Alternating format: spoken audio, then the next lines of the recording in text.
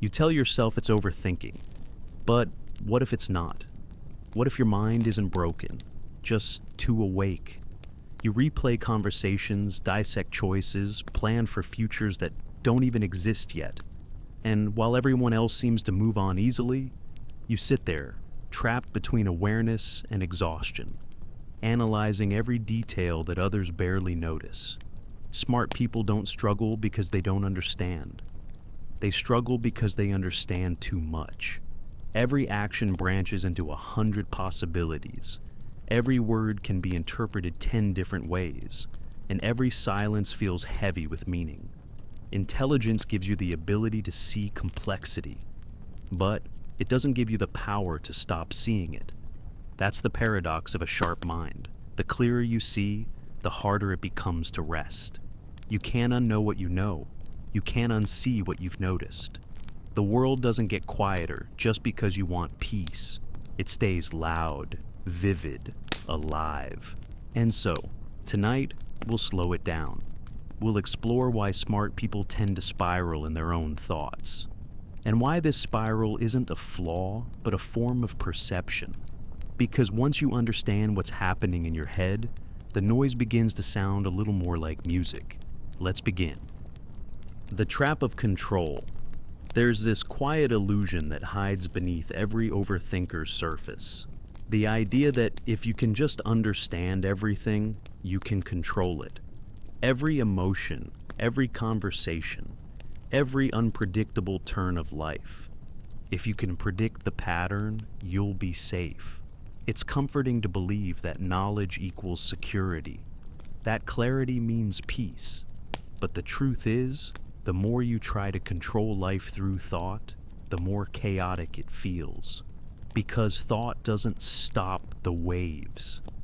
It just counts them. Think about it. When something unexpected happens, your brain doesn't rest in what is. It spirals into what could have been or what might happen next. You replay the moment 100 different ways, analyzing every word, every silence, every look. You reconstruct entire alternate realities in your mind. Not because you want to, but because you feel like you have to. You can't stand the unknown. The idea that something could happen without you understanding why. That's the curse of awareness, the constant itch to label, to define, to find order where there is none. It's a beautiful kind of madness, because at its core, it comes from sensitivity, from caring deeply about truth, about people, about meaning. But life isn't a machine that can be fine-tuned by understanding its parts. It's a living thing, messy, irrational, emotional. The more you try to dissect it, the more it slips through your fingers. It's like trying to hold water with your hands open. The tighter you grip, the faster it escapes. When you're an overthinker, silence becomes uncomfortable. Stillness feels suspicious. You can't just be, you have to evaluate being. You sit in a quiet room, and suddenly your mind starts whispering, what if I'm wasting time? What if I'm not doing enough? What if something's wrong and I just don't see it yet? And so, you start chasing those thoughts down the rabbit hole, not realizing that the chase itself is what's stealing your peace. Here's the thing. Overthinking is a form of self-defense. It's your brain's way of saying, I'll never be caught off guard again. Somewhere in your past, something unexpected hurt you. A betrayal, an embarrassment, a failure you didn't see coming. And your mind made a promise. Next time, I'll be ready. But that promise became a cage. Because now, even when nothing is wrong, your brain is scanning for danger, running simulations, preparing for attacks that may never come. It's exhausting. And you call it intelligence, when really it's fear wearing the mask of logic. And what's worse, it works just well enough to trick you. Sometimes your overthinking does prevent a mistake. You spot a red flag early, you make a clever decision, you avoid a trap. That small victory keeps the loop alive. It makes you believe that your mental vigilance is essential. But underneath, there's a deeper cost: your peace, your spontaneity, your ability to trust. Because to truly live, you have to let things unfold without guarantees. And for an overthinker, that feels like standing on the edge of a cliff with no railings. So, you trade presence for prediction. You become a spectator in your own life, always watching, rarely participating. And in doing so, you lose the very thing you were trying to protect: connection. You start observing your own emotions instead of feeling them. You analyze love until it stops feeling real. You examine happiness until it feels artificial. The weight of awareness. There's a strange irony in being someone who sees too much. You notice the small pauses in conversations, the way someone's tone shifts when they're tired or hiding something, the meaning behind what wasn't said. You can read subtext like it's written in bold. But that same awareness, that sharpness that lets you understand people and patterns so deeply, is also what traps you in your own head. Because once you start seeing all the layers, you can't unsee them. You start to notice too much, even when you wish you didn't. Overthinking isn't just about anxiety. It's about perception. It's what happens when your brain can't help but look for cause and effect in everything. You feel something, and your mind immediately builds a map around it. Why did I feel that? What does it mean? What will it lead to? You end up creating dozens of possible futures and explanations, all before anything has even happened. It's like living in a constant chess game against your own emotions. And I get it. It feels like control, like if you can just understand everything, you won't get hurt, or you won't make a mistake. But here's the trick your brain plays on you. The more you analyze, the more distance you create between yourself and the moment. You trade peace for precision, quiet for clarity. You start living not in reality, but in potential. It's exhausting, isn't it? That feeling of needing to be one step ahead, always scanning, anticipating, decoding. You might tell yourself it's intelligence, and in many ways, it is. But intelligence has a shadow: the inability to rest. Because when your mind is sharp, it cuts through illusion quickly. But sometimes, it keeps cutting long after the truth is already exposed. Overthinkers often confuse awareness with preparation. You believe that if you can predict every possibility, you'll avoid pain. But life doesn't work that way. Awareness doesn't grant immunity. It just makes you feel every bruise before it happens. You sense rejection before it's said, loss before it's real, endings before they even begin. And that constant state of readiness leaves no space for calm. Sometimes I think smart people overthink because their minds are trained to problem solve, and they start treating life like another problem to fix. But life isn't a puzzle. It's more like a song. You can't think your way through it, you have to feel it. When you try to dissect the melody too much, you forget to hear it. And yet, even knowing this, it's not easy to stop. Because that awareness is part of you. It's what makes you insightful, empathetic, creative. It's the same part that notices beauty in small details. The way light hits the wall in the morning, or the sound of a distant conversation that makes you wonder about other lives. Overthinking and perception are two sides of the same coin. You can't have one without the other. So, maybe the answer isn't to stop thinking so much. Maybe it's to learn how to listen to your thoughts differently. Instead of chasing every what if, notice the rhythm of your mind, the patterns it falls into, the way it circles back to certain themes: fear, regret, curiosity, love. Those loops aren't random, they're messages. Each repetition is your mind trying to show you what you haven't yet accepted, what still needs peace. And that's the paradox. Your mind isn't your enemy. It's just loud because it's trying to protect you. It doesn't know the difference between reflection and rumination. It thinks it's helping. But sometimes protection looks like overthinking. So breathe for a second. Notice your thoughts without answering them. Let them pass like cars on a road you don't have to cross. You don't need to solve yourself tonight. Just observe. Because once you stop fighting your mind, it starts to quiet itself. And in that stillness, awareness turns back into wisdom, not noise. That's where calm begins, not in emptying the mind, but in understanding its language. The trick is to stop treating awareness like a weapon. It doesn't need to defend you. It can protect you without isolating you. It can help you read people, but also forgive them. It can help you understand your emotions without drowning in them. The moment you stop fearing your own awareness is the moment it stops controlling you. You don't need to think your way out of life. You just need to feel your way through it. Awareness isn't meant to make you afraid. It's meant to make you conscious. It's not supposed to close your heart. It's supposed to deepen it. And maybe that's the quiet lesson every overthinker eventually learns. That the goal was never to think less, but to understand more gently. Because awareness, when balanced with acceptance, becomes wisdom. And wisdom finally lets you rest. The weight of awareness. There's a strange kind of loneliness that comes with thinking too much. The more aware you become, the more distance you feel between you and everyone else. It's like watching life through glass. You see everything, but you don't quite touch it. You notice people's patterns, their micro expressions, the inconsistencies in what they say versus what they mean. You pick up on energies before words are even spoken.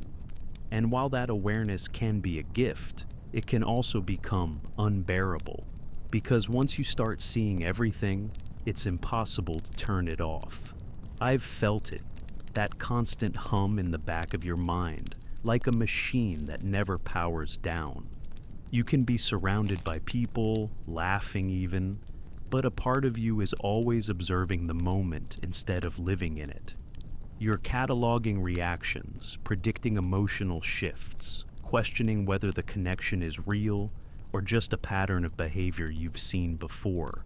It's not that you don't want to enjoy life, it's that your brain won't let you forget everything you know. And that's the curse of awareness. The deeper you understand people, the harder it becomes to just be with them. You see manipulation before it's spoken. You sense the weight behind someone's silence. You feel tension where others feel calm. It's like having emotional X-ray vision. You see through every layer, but it also means you can't unsee the cracks. You want to love freely, to trust without hesitation. But your mind keeps whispering, look closer. This awareness is what drives overthinking. Because once you've realized how fragile everything is, you can't stop trying to protect it. Every relationship becomes a structure you're constantly reinforcing, checking for weakness, patching invisible holes.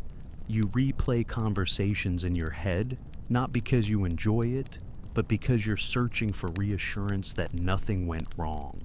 You dissect every message, every pause, every emoji, as if the truth is hidden somewhere between the lines. But here's the paradox. The more aware you become, the less you trust your own perception. You start doubting what's real because you can always see another angle. You ask yourself, am I being intuitive or paranoid? Empathetic or obsessive? Awareness turns in on itself until it eats its own certainty. You see so much that it blurs into confusion, and in that confusion, you lose your peace. It's easy to romanticize overthinking as a sign of intelligence, and in many ways, it is. The mind that overthinks is the mind that seeks truth. It's curious, analytical, sensitive, but intelligence without rest becomes torment. It's like a spotlight that's too bright. It doesn't illuminate, it blinds. You can't find answers when your own awareness is burning holes in every thought. There's a reason so many smart people feel disconnected. The more you understand about how the world works, about human behavior, about uncertainty, about the randomness of existence, the harder it becomes to relax into it. You see how fragile meaning is, how quickly joy can turn into pain, how easily trust can break. And so, you build mental walls, thinking they'll protect you. But awareness doesn't build walls, it digs tunnels. You end up stuck inside your own analysis, going deeper and deeper, thinking that the next insight will free you. It rarely does. Sometimes, awareness feels like carrying too much light in a dark room. You think it'll help you see, but it also casts too many shadows. You start to notice everything wrong, in yourself, in others, in life. And the more you notice, the heavier it gets. Because once you see patterns of pain, it's hard to unsee them. You start anticipating heartbreak before it happens. You pull away from people who remind you of old wounds. You read between the lines of a text that was probably just casual. You're always one step ahead, but that step ahead is exactly what keeps you from being here. And yet, maybe this awareness isn't something to suppress. Maybe it's something to soften, to learn how to hold it gently instead of letting it harden into overthinking. Awareness doesn't have to mean control. It can mean compassion. It can mean seeing people's flaws and still choosing to stay. It can mean understanding that pain exists and that you don't have to prevent it to survive it. When you stop fighting awareness, something shifts. You start noticing not just what's wrong, but what's beautiful. The way someone's laugh lingers a second longer than it needs to. The way the light moves across a room in the evening. The quiet relief of realizing that not everything needs to make sense. Awareness can paralyze you, yes, but it can also awaken you. It can teach you to see life with depth, not just with caution. You talk yourself out of joy because it seems temporary, and you talk yourself into sadness because at least it feels honest. And yet, and this is the part that hurts, you're often right. You see things others don't.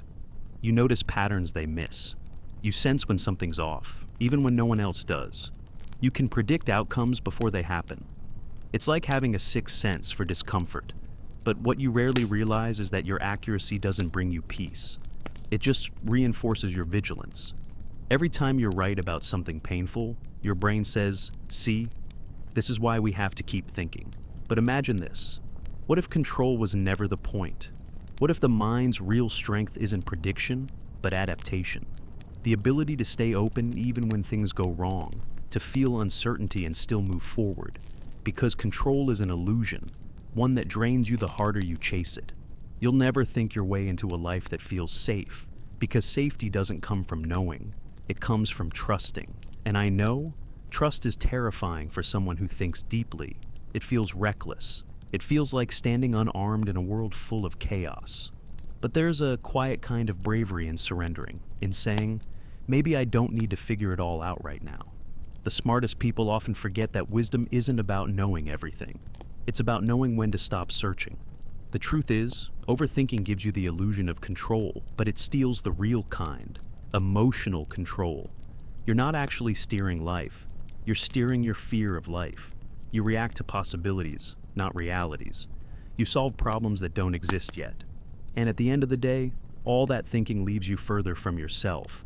So, what if you tried something radical? Not thinking less, but thinking differently. What if, instead of asking, what could go wrong, you asked, what could go right? What if, instead of analyzing someone's every word, you listened for what feels genuine? What if, instead of trying to predict love, you just allowed it to surprise you? You might still feel uneasy at first.